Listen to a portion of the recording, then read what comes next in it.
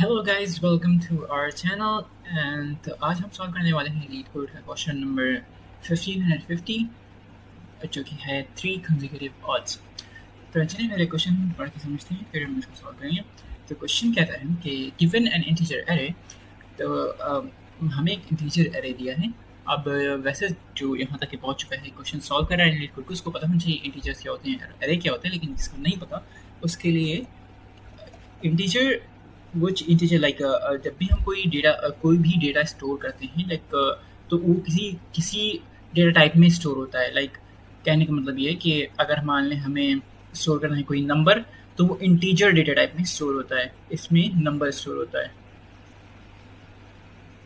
और भी data type होते हैं, जैसे स्ट्रिंग्स होते हैं, कैरेक्टर्स होते हैं। जैसे अब हमें कोई अल्फ़ाबेट स्टोर करना है, ए बी या ट्रू या टी एफ, तो वो जो है कैरेक्टर डेटा टाइप में स्टोर होता है। और अगर हमें कोई बूलियन वैल्यू स्टोर करनी है, जैसे ट्रू या फॉल्स, तो वो बूलियन डेटा टाइप में स्टोर होता है। तो इसी तरह से मतलब मेरे पास बहुत से डेटा टाइप्स होते हैं, तो हमें एक इंटीजर टाइप का डेटा टाइप दिया जिसमें सारी वैल्यूज इंटीजर होंगी। अब एरे क्या होता है? एरे होता है कलेक्शन किसी भी चीज़ का, लेकिन जावा में स्ट्रिक्ट होता है कि जैसे मान लो अगर हमें इंटीजर एरे दिया तो उसमें सारी वैल्यूज एरे ही होंगी। जैसे एक हमने इंटीजर बनाया, अगर हमने एक इंटीजर सपोज टेम्प बनाया, तो अब इसमें जो भी वैल्यूज स्टोर, इसमें एक जो वैल्यू स्टोर होगी वो नंबर होगी। जैसे हमने 55 या कोई भी नंबर ले लिया, तो इसमें एक ही वैल्यू स्टोर होगी और वो इंटीजर टाइप की होगी। लेकिन अब हमें बहुत सारे नंबर स्टोर कराने, जैसे हमें 11 भी स्टोर कराना है, 22 भी स्टोर कराना है, 33, तो वो एक इंटीजर में स्टोर नहीं हो सकता। तो उसके लिए हम क्या करते हैं, कलेक्शन ऑफ एरेज पर कलेक्शन ऑफ इंटीजर्स बनाते हैं, उसको हम क्या कहते हैं, एरे कहते हैं। अब एरे इंटीजर टाइप का भी हो सकता है, कैरेक्टर टाइप का भी हो सकता है, स्ट्रिंग बूलियन किसी भी टाइप का हो सकता है।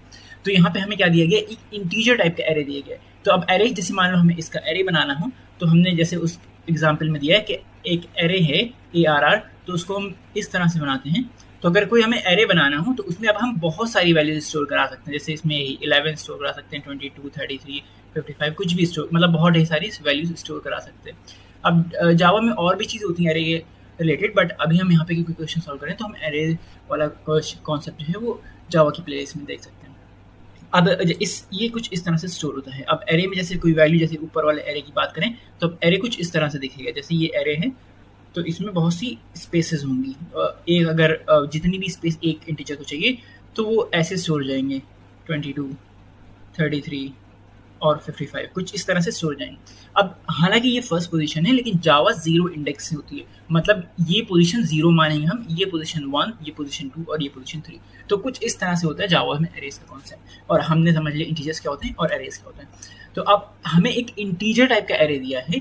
अब हमें करना है return true if there are 3 consecutive odd numbers in the array, otherwise return false. तो अभी क्या कह रहा है कि हमें ट्रू रिटर्न करना है अगर 3 कंसेक्यूटिव ऑड नंबर्स हैं। अब ऑड नंबर्स वो होते हैं जो 2 से डिवाइड करने पे 0 नहीं देते हैं। जैसे कोई भी नंबर अगर उसको 2 से डिवाइड करें और उसका 0 नहीं आ रहा तो वो ऑड नंबर्स होते हैं, अगर 0 आ रहा है तो वो इवन नंबर्स होते हैं।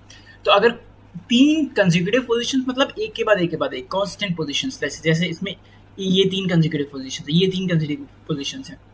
तो अगर 3 कंसेक्यूटिव पोजीशंस पे ऑड नंबर्स आ रहे हैं तो हमें रिटर्न ट्रू करना है, मतलब हमें ट्रू रिटर्न करना है, बस यही मेरा आंसर है। और अगर नहीं है, पूरे एरे में कोई भी ऐसी 3 पोजीशन ऐसी नहीं है जिसमें 3 ऑड नंबर्स हों एक के बाद मतलब ऑड नंबर से इस एरे की बात करें तो इसमें 3 ऑड नंबर्स हैं, 11, 33 और 55, तीनों ऑड नंबर्स है, लेकिन कंसेक्यूटिव पोजीशंस पे नहीं। तो इस केस में भी हमें फॉल्स रिटर्न करना है। और इसमें भी कुछ एग्जांपल्स दिए हैं, तो देखते हैं। जैसे अब हम इस एग्जांपल की बात करें तो इसमें 2, 6, 4, 1, मतलब इसमें तो दिया ही एक ही ऑड नंबर है, इसका मतलब इसमें तो हमेशा फॉल्स ही रिटर्न करना है, क्योंकि 3 ऑड नंबर ही नहीं कंसेक्यूटिव पोजीशंस की, तो बात खत्म ही हुई। तो इस केस में तो हमेशा हमें फॉल्स रिटर्न करना है। बट इसके जैसे ये केस हमने देखा कि इसमें 3 ऑड नंबर तो हैं लेकिन कंसेक्यूटिव नहीं है, तो इसमें भी हमें फॉल्स रिटर्न करना है। लेकिन अगर हम इस एग्जांपल की बात करें, इसमें 1, 2, 34, 3, 4, 5, 7, 23, 12, तो इसमें अब हमें कैसे ट्रू होगा ये हम देखते हैं। तो अब हमें क्या करना है, पहले हमने ये चेक करा कि 1 है, तो इसका मतलब ऑड नंबर है। तो अब हमने एक काउंट वेरिएबल बनाया जिसकी वैल्यू हमने मतलब कुछ रख दी, मतलब उसको इंक्रीज कर दिया कि हाँ अब हमें एक ऑड नंबर मिल गया है। तो अब हम नेक्स्ट पोजीशन पे जब मूव करें तो हमें इवन मिला। तो हमने देखा कि ये कंसेक्यूटिव पोजीशन वाला जो नंबर है वो इवन है, मतलब ये ऑड नंबर की अब वैल्यू खत्म हो गई। तो अब काउंट को वापस हमने क्या किया, 0 कर दिया। और जब ये काउंट 3 हो जाएगा तब हमें रिटर्न ट्रू कर देना है। तो ये हमने नेक्स्ट पोजीशन पे गया 2 मिला, फिर गया नेक्स्ट पोजीशन पे तो 34, वो भी इवन है तो मेरा काउंट 0 रहा। अब हम नेक्स्ट पोजीशन पे गए तो 3 मिल गया हमें, तो अभी ऑड नंबर है तो काउंट को हमने फिर से क्या किया, 1 कर दिया। अब नेक्स्ट पोजीशन पे क्या फिर इवन मिल गया तो हमें काउंट क्या करना पड़ा, 0 करना पड़ा। नेक्स्ट पोजीशन पे क्या 5 मिला तो काउंट 1 हो गया, 7 मिला तो अब काउंट 2 हो गया, क्योंकि यहाँ पे भी 5 था और ये भी ऑड नंबर है, ये भी 7 है, तो 5 7 दोनों ऑड नंबर के बाद एक कंसेक्यूटिव पोजीशन पे आ गए, तो इसका मतलब हमें काउंट 2 कर देना। अब नेक्स्ट पोजीशन पे फिर 23 मिल गया, तो अब देखा हमने कि हाँ तीन ऑड नंबर्स हमें कंसेक्यूटिव पोजीशन पे मिल गए, इसका मतलब हमें ट्रू रिटर्न कर देना, इसके आगे चेक करने की जरूरत भी नहीं है। तो ये एक तरह से ऐसे क्वेश्चन सॉल्व कर सकते हैं, तो इसलिए इसका आउटपुट ट्रू आ रहा है। अब इसके कुछ कंस्ट्रेंट हैं कि एरे की लेंथ क्या हो सकती है, या एरे में किसी इंडेक्स में क्या वैल्यू, कहाँ से कहाँ तक की वैल्यू हो सकती है, तो ये सब हमें चीज़ें ध्यान रखनी है। अब दूसरी चीज़ क्या, अब हम ऑड कैसे चेक करेंगे, अगर किसी को नहीं आता कि हमें नंबर ऑड है कि इवन है, कैसे चेक करना है। जैसे हमें पता था चलो जो 2 से डिवाइड हो रहे हैं वो ऑड हैं, जो 2 से डिवाइड नहीं हो रहे हैं तो वो इवन है। तो अब हम इस केस में देखते हैं, जैसे मान लें हम 2-4 एग्जाम्पल ले लेते हैं। जैसे अगर हम बात करें 8 की, तो अगर 8 ऑड है कि इवन, हमें पता है इवन है, लेकिन अब कंप्यूटर कैसे बताएंगे इवन है, तो अब हमें बताने के लिए क्या करना है, इसको 2 से डिवाइड करना होता है, और अगर रिमाइंडर 0 आ रहा है, अगर रिमाइंडर 0 है तो हम बताते हैं कि ये इवन है। अगर रिमाइंडर 0 नहीं है फिर वो 1 होता है, तो इसका मतलब वो ऑड है। तो रिमाइंडर लेने के लिए जैसे हमें मेरे पास ऑपरेटर्स होते हैं, अगर हमें ऑपरेटर्स के बारे में नहीं पता तो फिर से हम जावा की सीरीज चेक कर सकते हैं। तो जैसे अगर किसी जैसे 8 है, अगर इसका हमें क्वेश्चन चाहिए तो हम डिवाइड ऑपरेशन का यूज करते हैं। तो ये 8 डिवाइड बाई 2 क्या देगा हमें, ये देगा 4, मतलब 4 टाइम्स 2 इज 8। बट अगर हमें रिमाइंडर चाहिए तो हम एक मॉड्यूलो ऑपरेटर का यूज करते हैं, ये मॉड्यूलो ऑपरेटर होता है। तो ये हमें रिमाइंडर देता है कि अगर 8 को 2 से डिवाइड करें तो रिमाइंडर क्या होगा, 0 होगा, तो हम इसका यूज करेंगे। तो इन केस ऑफ 8 ये हमें 0 दे रहा है, इसका मतलब 8 क्या है, इवन नंबर, ऑर्डर नहीं है। जैसे अब हम बात कर रहे हैं 5 की, तो अगर 5 मॉड्यूलो 2 करेंगे तो ये हमें देगा 1, क्योंकि अगर हम देखें तो 5 को अगर 2 से डिवाइड करा जाए तो ये हमें 2.5 देता है, जो कि मतलब हमें एक राउंड फिगर में वैल्यू नहीं देता है। अगर हम प्रॉपर स्कूल में से डिवीजन करें तो हम देख सकते हैं 2 टाइम्स 2 होता है 4, और रिमाइंडर क्या बच गया 1। अब हम 1 को 2 से डिवाइड नहीं कर सकते, तो हमें ये रिमाइंडर 1 इसलिए यहाँ पे मिलता है। तो इस तरह से हमें पता चलता है कि नंबर ऑड है या इवन है।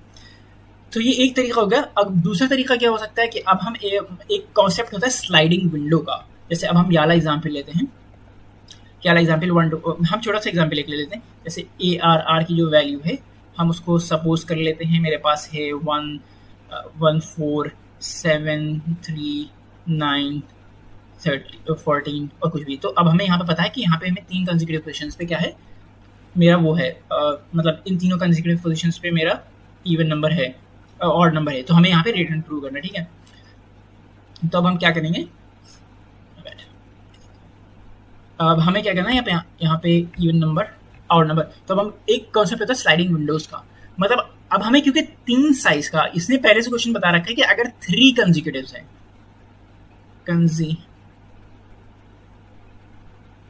ऑड है, तो हमें जो है क्या करना है, रिटर्न ट्रू करना है। तो अब हम एक विंडो बना लेंगे 3 साइज की, मतलब इसमें एक बार में 3 वो आ जाए। जैसे फर्स्ट टाइम अगर हम इस विंडो को यहाँ पे रखें तो उसमें आएगा 1 4 और 7।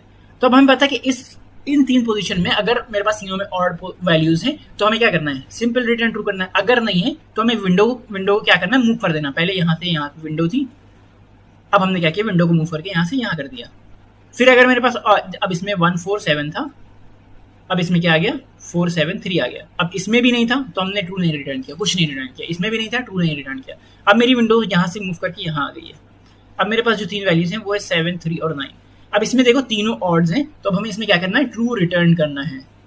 और अगर सपोज इस केस में भी ऑर्डर ना होते और मेरे विंडो लास्ट में पहुंच जाती, और अगर लास्ट में पहुंच जाती और अगर हमें फिर भी ऑड ना मिलते 3 कंसेक्यूटिव, जैसे इस केस में मान लें यहाँ पे 7 ना हो बल्कि 6 होता, तो ये यहाँ पे पहुंच जाती, तो हमें क्या होता, तो अब मेरी विंडो क्योंकि एंड तक पहुंच गई तो हमें आखिर में क्या रिटर्न करना होता है, एट द एंड हमें फॉल्स रिटर्न करना होता है। तो ये होता है कॉन्सेप्ट एक स्लाइडिंग विंडो का, जिससे भी हम ये क्वेश्चन सॉल्व करने वाले। तो अब ये क्वेश्चन कैसे सॉल्व होगा स्लाइडिंग विंडो से वो देखते हैं। चलो, तो एक हमें लेना है कि अच्छा मतलब हमें पहले पता कर, हम एक वेरिएबल ले लेंगे जिससे हम पता करेंगे कि मेरे पास कोई भी इसमें से ट्रू आया कि नहीं आया। अगर कोई भी ट्रू होगा, कोई एक भी ट्रू होगा, तो हम जितनी बार वो ट्रू होगा उतनी वैल्यू उसकी बढ़ाते जाएंगे। तो हम एक TR वैल्यू हम उसको कहते हैं।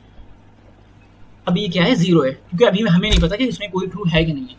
अब दूसरी चीज, अब हमें क्या करें, पूरी एरे को इटरेट करने के लिए एक चीज होती है लूप, फॉर लूप। अगर आपको नहीं पता तो फिर से आप जावा वाली सीरीज चेक करिए, तो हम उसमें हर एलिमेंट बाय एलिमेंट चेक कर सकते हैं। पूरी एरे को इटरेट करने के लिए हम एक फॉर लूप लगाते हैं।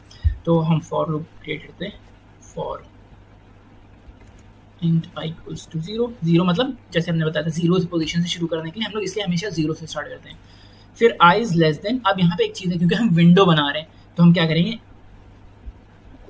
array dot length -2। अब ये array डॉट लेंथ क्या होता है, ये हमें बताता है कि इस array में कितने एलिमेंट है। जैसे अब इस array पे हम array डॉट लेंथ लगाएंगे तो ये हमें वैल्यू देगा 4। मतलब क्या है कि क्योंकि इसमें 4 एलिमेंट्स हैं, मतलब इस array का साइज 4 है। अब इस array में हम लगाएंगे तो हमें क्या देगा 6 देगा, क्योंकि इस array में 6 एलिमेंट्स हैं। तो ये हमें वो देता है। अब हमें लेस देन -2 क्यों किया है कि अब मान लो अगर इसकी वैल्यू 6 है तो अब मेरी आखिरी विंडो जो फिट होगी वो यहाँ से यहाँ तक है, तो हमें इसके आगे नहीं जाना है, इसलिए हमने -2 किया। अब इसका साइज 6 है, अब -2 करेंगे तो वो क्या देगा हमें 4। अब 0 से स्टार्ट करेंगे तो 0 1 2 3। अब आप कहोगे कि यहाँ पे तो हमने यहाँ पे 4th पोजीशन तो ये है तो मेरा विंडो साइज यहाँ पे आ जाएगा, लेकिन हमने क्या किया स्ट्रिक्टली लेस देन कर दिया, लेस देन इक्वल्स टू नहीं किया जब तक कि मेरी आई की वैल्यू 4 से कम है, दैट मीन्स 3 है। मतलब 0 पे 0 के लिए फिट होगा, याली विंडो के लिए फिट होगा, 1 के लिए फिट होगा, 2 के लिए फिट होगा, 3 के लिए, और जैसे ही 4 हो जाएगा ये फॉल्स हो जाएगी। इसका मतलब इसके लिए फिट नहीं होगा। हमने स्ट्रिक्टली लेस देन लगाया, लेस देन इक्वल्स टू नहीं लगाया। अब हमें क्या करना है आई प्लस प्लस, मतलब मेरी हर लूप में आई की वैल्यू इंक्रीमेंट होती रहे। अब हमें यहाँ पे क्या चेक करना है, हमें बस ये चेक करना है कि इस विंडो को बनाना है कि हमें तीनों जो वैल्यूज हैं, मतलब जो आई पे वैल्यू है और आई प्लस 1 पे, क्योंकि अभी मेरी विंडो यहाँ पे तो जो आई पे वैल्यू है, जो आई प्लस 1 पे वैल्यू और जो आई प्लस 2 पे वैल्यू, उनको चेक करना है कि वो ऑड है कि नहीं। अगर तीनों ऑड होंगी तो हम वहीं पर ट्रू रिटर्न कर देंगे या फिर काउंट को बढ़ा देंगे, और अगर तीनों ऑड नहीं होंगी तो हम कुछ नहीं करेंगे। ठीक है, तो पहले हम काउंट को बढ़ा देते हैं, बाद में हम रिटर्न कर लेंगे, मतलब जो टीआर वैल्यू है उसको बढ़ा देते हैं। तो ऑड चेक करने के लिए हमने क्या बताया था कि if array of i mod 2 अगर वो 0 नहीं होता है, अगर इज नॉट इक्वल टू 0, मतलब अगर 0 हो गया तो वो इवन है, अगर 0 नहीं है मतलब ऑड है। तो अगर ये ऑड है और फिर क्या है array of i plus 1 mod 2, ये भी अगर 0 नहीं है, नॉट इक्वल टू 0, तो इसका मतलब क्या है ये भी ऑड नंबर है। ठीक है, अब यहाँ पे हम स्पेस दे सकते हैं अपने अकॉर्डिंग। और अगर हम तीसरा में एक और भी मेथड हो सकता है कि हमें चेक करना है कि वो ऑड है कि नहीं है। जैसे मान लें हम कहते हैं array ऑफ i प्लस 2, अगर हम अब इसको उधर से भी देख सकते हैं, जैसे mod 2 अगर किया, अगर ये इक्वल्स टू 1 हो गया, मतलब अगर not equals to 0 that means odd है, राइट। और इक्वल्स टू 1 हो गया, मतलब अगर हमने किसी नंबर को 2 से डिवाइड किया और रिमाइंडर 1 आ रहा है, इसका मतलब क्या है वो ऑड नंबर है, क्योंकि अगर इवन नंबर होगा तो उसका रिमाइंडर 0 आ जाएगा। तो इसका मतलब ये भी एक तरीका है ऑड चेक करने का। तो अगर कुछ ऐसा है तो हम टीआर वैल्यू क्या करेंगे, इंक्रीज कर देंगे, टीआर वैल्यू प्लस प्लस कर दिए, तो अब हमें जो भी टीआर वैल्यू थी 1 वो इंक्रीज हो गई। अब हमें पता चल गया कि अगर इसमें कोई भी किसी भी 3, क्योंकि हमने ये विंडो बनाई, अगर किसी भी 3 कंसेक्यूटिव पोजीशंस पे ऑड नंबर आ गए तो टीआर वैल्यू बढ़ जाएगी। अब हम क्या करेंगे, लूप के बाहर आ जाएंगे। अब वैसे इसको एक और लिखने का तरीका होता है, अब हम चेक करेंगे कि अगर इफ टीआर वैल्यू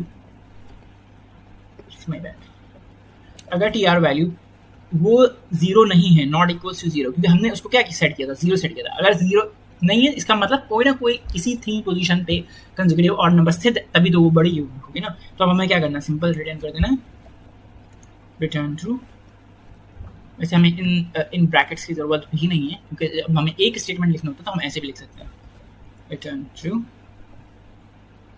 और फिर हमें क्या करना है, else return false। अब हमें क्या है कि अगर ये वैल्यू नहीं इंक्रीमेंट हुई, इसका मतलब कोई भी 3 पोजीशन ऐसी थी ही नहीं जिसपे क्या है टीआर तीनों कंसेक्यूटिव ऑड नंबर से। तो चलिए चेक करते हैं कि इफ इट वर्क्स। तो ये काम करता दिख रहा है। अब हम इसको सबमिट करके देखते हैं कि क्या मेरा सारे प्रॉब्लम्स के लिए सॉल्व करता है और इसकी ऑप्टिमाइजेशन क्या है। तो हम देख सकते हैं कि हमें ये मेरा सोल्यूशन एक्सेप्ट हो गया है, और प्लस 0 MS का मतलब होता है ये होता है कि ये सबसे फास्ट सोल्यूशन भी है, इसने 0 टाइम लिया, मतलब in comparison with other solutions, और ये इसने 100% जो सोल्यूशन है उसको बीट भी किया है। तो अब हम ये देख सकते हैं ये मेरा एक ऑप्टिमाइज सोल्यूशन भी है। एक और अदर सोल्यूशन भी था जिसमें हमने ये बात की थी कि हम जो है एक वैल्यू को चेक करेंगे। तो इस तरह से हम ये क्वेश्चन सॉल्व करते हैं। होप कि आपको लेक्चर समझ आया होगा और आपने एंजॉय किया होगा। Thanks for watching.